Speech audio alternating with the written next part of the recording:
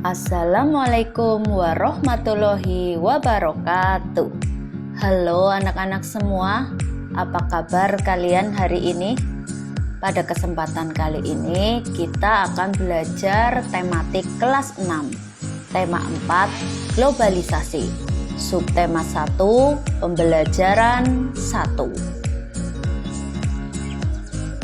Sebelum ke materi, apakah anak-anak sudah tahu apa yang dimaksud dengan globalisasi?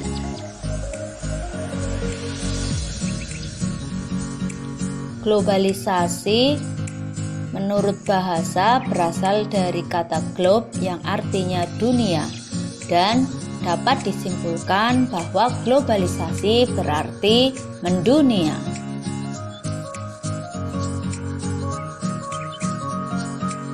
Sedangkan menurut istilah, globalisasi adalah proses sesuatu, informasi, pemikiran, gaya hidup, dan teknologi yang mendunia.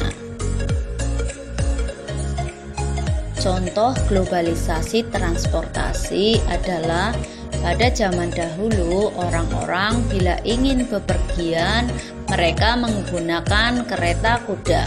Nah, seiring berkembangnya iptek, sekarang mereka menggunakan mobil, kapal terbang, ataupun kapal pesiar. Adapun contoh globalisasi komunikasi adalah orang-orang zaman dahulu bila ingin berkomunikasi jarak jauh menggunakan surat. Nah, pada zaman sekarang orang-orang bila ingin berkomunikasi sudah bisa menggunakan handphone. Sedangkan contoh globalisasi sandang pangan, orang Indonesia pada zaman dahulu hanya memakan makanan lokal saja. Tetapi di era globalisasi ini, orang Indonesia bisa memakan makanan barat. Faktor penyebab globalisasi antara lain: 1. Perkembangan ilmu pengetahuan dan teknologi. 2. Pasar bebas. 3. Migrasi atau perpindahan penduduk. Adapun dampak positif globalisasi adalah 1. Masyarakat semakin maju.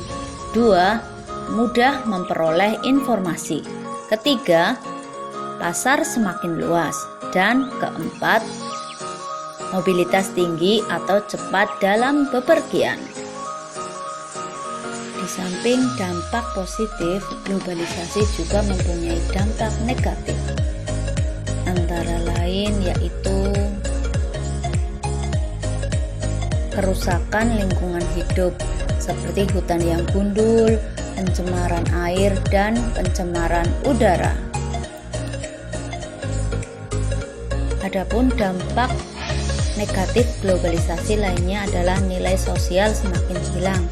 Contohnya banyaknya perkelahian dan sikap mementingkan diri sendiri. Dengan adanya globalisasi, kita bisa menemukan produk luar negeri di Indonesia. Begitu juga produk Indonesia bisa ditemukan di luar negeri. Mari kita lihat produk-produk tersebut.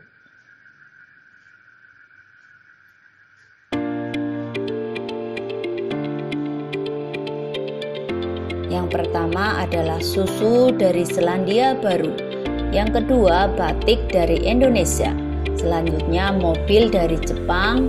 Keempat, boneka dari Tiongkok, karpet dari Turki, dan jam dari Swiss.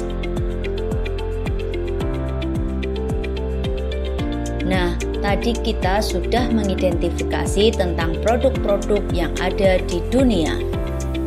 Sekarang tugas kalian adalah mengamati benda-benda yang ada di sekitarmu dan menuliskan dalam tabel negara mana yang memproduksinya. Contohnya adalah pizza. Pizza berasal dari negara Italia. Nah, untuk barang lainnya 2-6 kalian bisa mencari di sekitarmu dan menuliskan asal negaranya dari mana. Pada era globalisasi ini, Indonesia juga melakukan kerjasama dengan negara lain. termasuk dengan negara ASEAN. Bagaimana peran Indonesia dalam kerjasama di bidang sosial budaya dengan negara-negara ASEAN? Ayo kita lihat.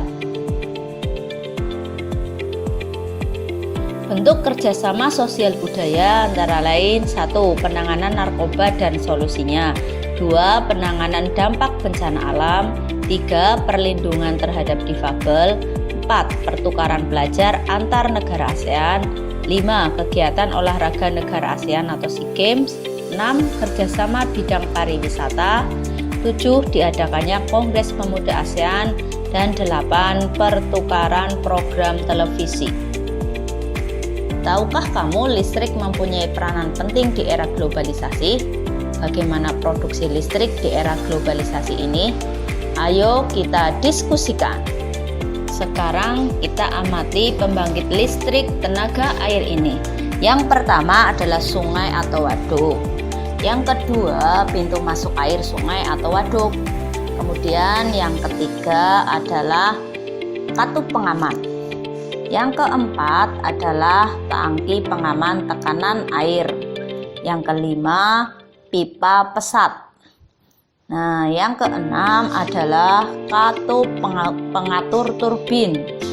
Yang ketujuh ini yang disebut turbin. Yang kedelapan adalah generator. Nah, yang kesembilan itu adalah transformer. Sedangkan yang terakhir atau ke-10 adalah saluran transmisi. Untuk lebih jelasnya, kalian bisa melihat keterangan di gambar pada teks berikut.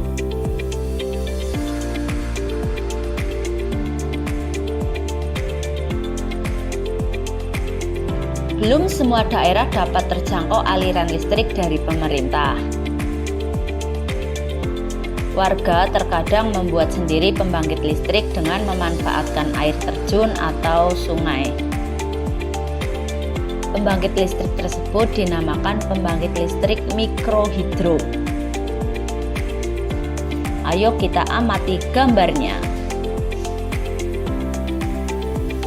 Cara kerja pembangkit listrik mikrohidro adalah berpusat pada energi potensial air. Energi ini didapatkan dari ketinggian air atau kemiringan.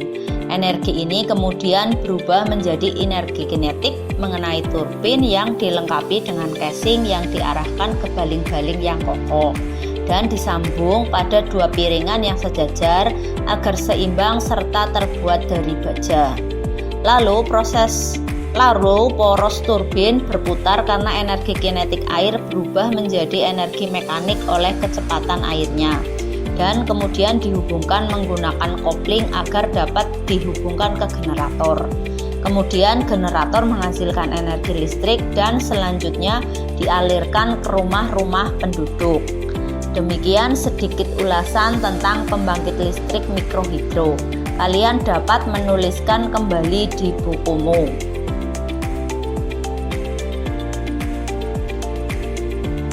Sekian pembahasan kali ini. Sampai jumpa dan terima kasih.